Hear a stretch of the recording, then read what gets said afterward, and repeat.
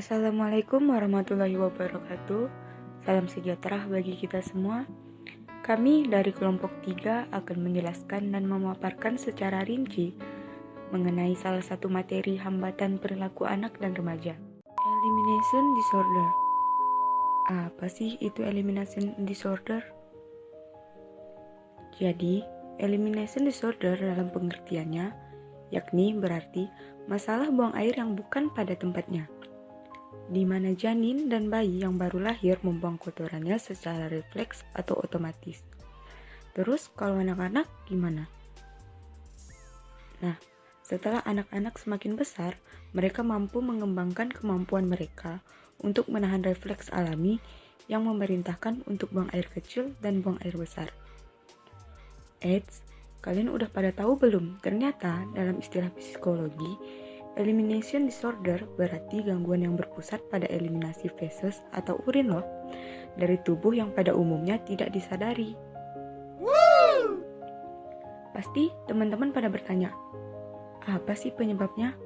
Kenapa bisa begitu? Ternyata penyebabnya dapat berasal dari fisik maupun psikologis. Nah teman-teman, ternyata elimination disorder ini terbagi lagi menjadi dua bagian, yaitu yang pertama enuresis atau mengompol dan enkopresis atau sering disebut dengan BAB di celana. Nah sekarang kita akan membahas apa sih sebenarnya itu enuresis dan apa sih faktor penyebabnya.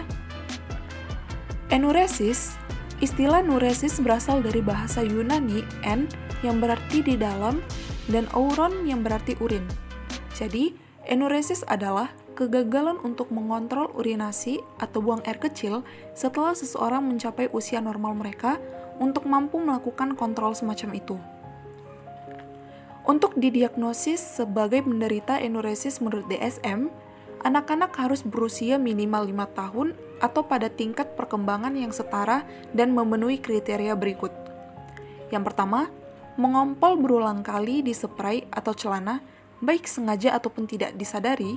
Kedua, mengompol setidaknya terjadi 2 kali seminggu selama 3 bulan atau menyebabkan kesulitan atau penurunan fungsi yang signifikan.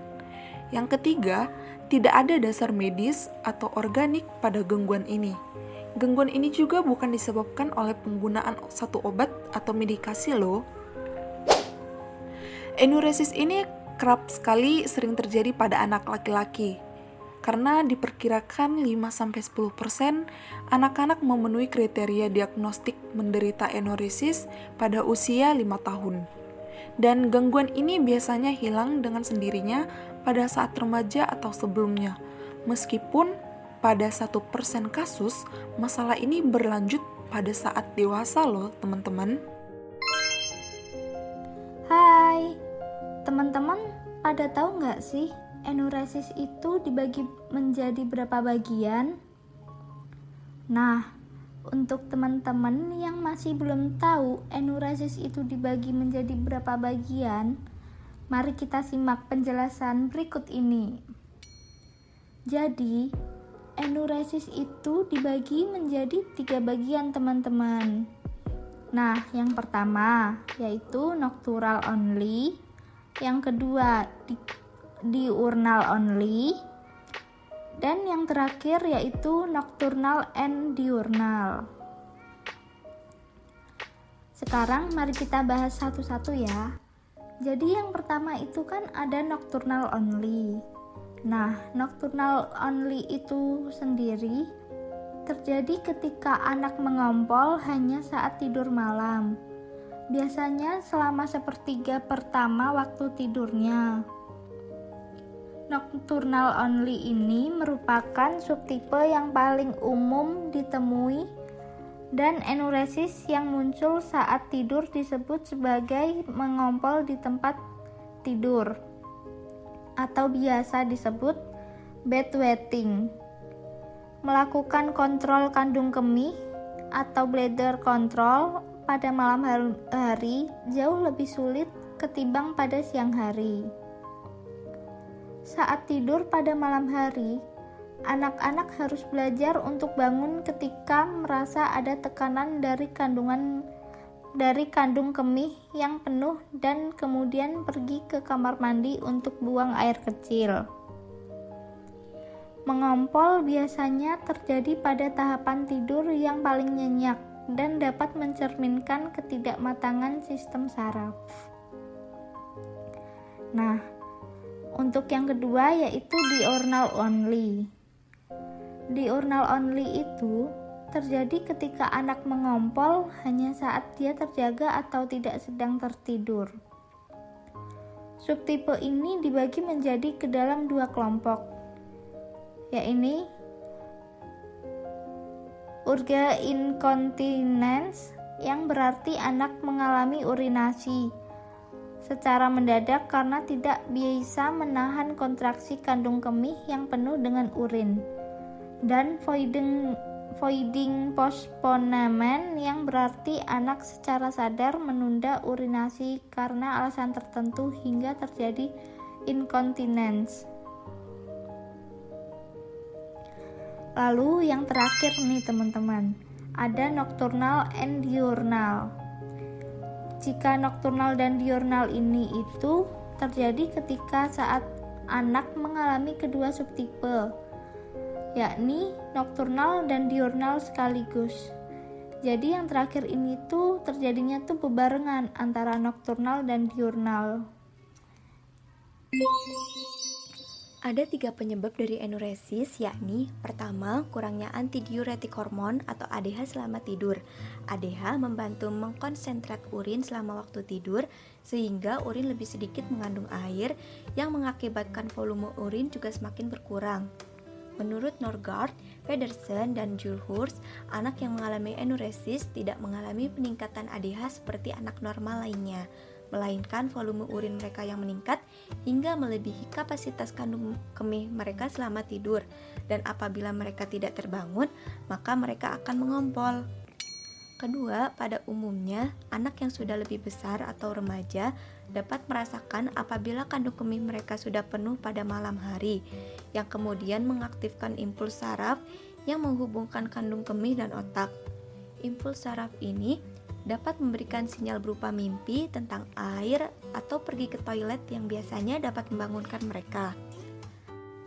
Namun, menurut Ornitz, pengarang artikel Pre-Pulse Inhibition of Startle and the Neurobiology of Primary Nocturnal Enuresis, anak yang mengalami enuresis kurang memiliki sinyal yang terproses di otak tersebut.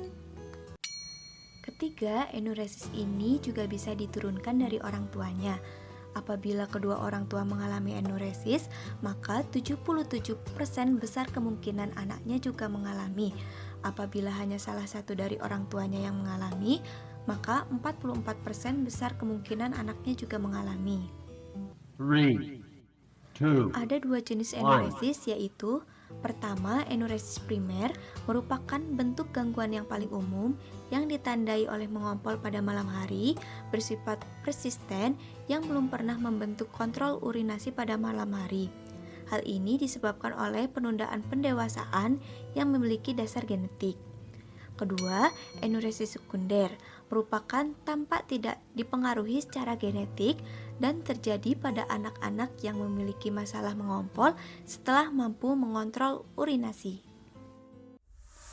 Baik, terima kasih. Saya akan melanjutkan menjelaskan tentang enuresis. Penjelasan psikodinamika tentang enuresis menunjukkan bahwa gangguan ini merupakan ekspresi permusuhan terhadap orang tua anak karena memaksanya berlatih menggunakan toilet. Gangguan ini mungkin merupakan respons regresi terhadap kelahiran saudara kandung atau beberapa stresor lainnya seperti perubahan hidup, mulai bersekolah, atau kematian orang tua atau kerabat dekat. Penelitian lain menunjukkan bahwa enuresis paling sering terjadi pada anak-anak yang orang tuanya berusaha melatih mereka sejak usia dini. Kegagalan pada masa awal dapat menghubungkan antara kecemasan dan usaha mengendalikan buang air kecil atau BAK. Jadi, kecemasan itu justru memancing urinasi dan bukan menahannya. Lalu, enuresis biasanya akan hilang dengan sendirinya setelah anak-anak menjadi dewasa. Akan tetapi, metode perilaku terbukti membantu ketika enuresis menyebabkan stres berat pada orang tua atau anak. Metode tersebut mengkondisikan anak-anak untuk bangun saat kandung kemih mereka penuh. Salah satu contoh adalah penggunaan metode alarm urin yang diperkenalkan oleh psikolog O. Hobart Mowrer pada tahun 1930-an. Alat tersebut merupakan alarm sensor kelembapan yang diletakkan di bawah anak yang sedang tidur. Alarm itu akan berbunyi saat anak mulai mengompol dan akan membangunkan mereka. Setelah diulang beberapa kali, sebagian besar anak belajar untuk bangun sebagai respons atas tekanan kandung kemih sebelum alarm tersebut berbunyi. Teknik ini biasanya dijelaskan melalui prinsip-prinsip pengkondisian klasik. Tekanan dari kandung kemih anak dipasangkan berulang kali dengan satu stimulus, yaitu alarm yang membangunkannya saat mereka masih mengompol. Tekanan dari kandung kemih yaitu atau stimulus terkondisi akan menimbulkan respon yang sama, yaitu terbangun saat respon sedang terkondisi yang ditimbulkan oleh alarm atau stimulus tidak terkondisi. Obat psikiatrik tertentu juga membantu, seperti fluvoxamine, yaitu antidepresan jenis SSRI yang bekerja pada sistem otak yang mengontrol urinasi.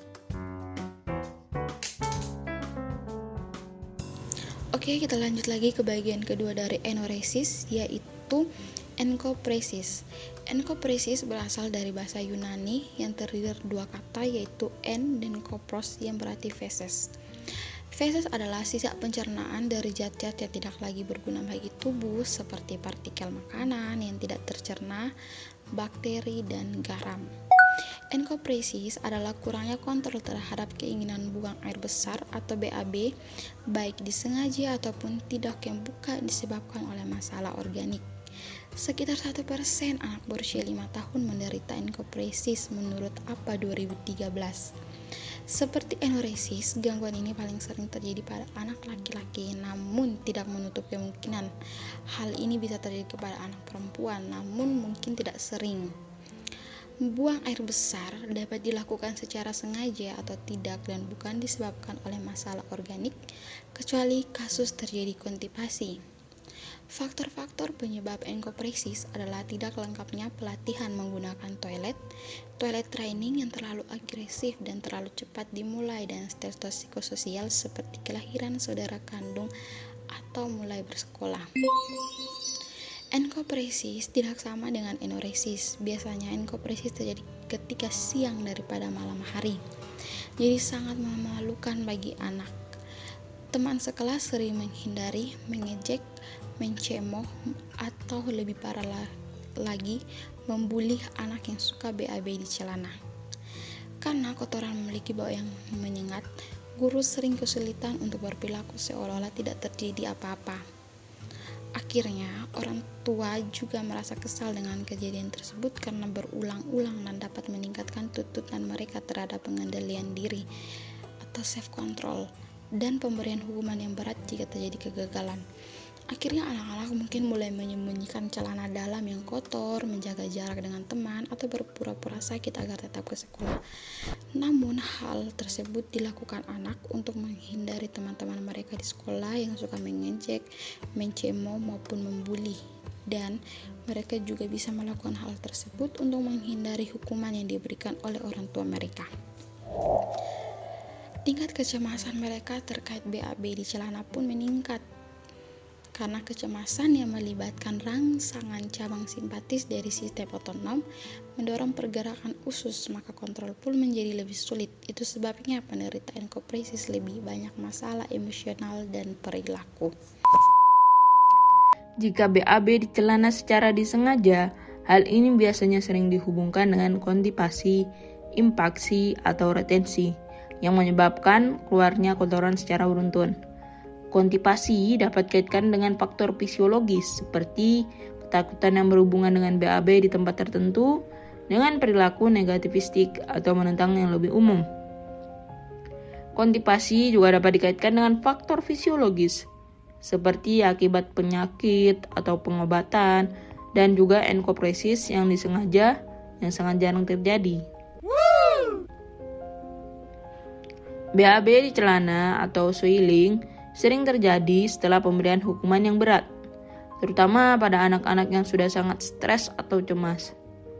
Hukuman yang berat dapat memusatkan perhatian anak pada BAB di celana. Kemudian, mereka mungkin merenung karena kejadian tersebut, kemudian menambah tingkat kecemasan sehingga pengendalian diri pun melemah.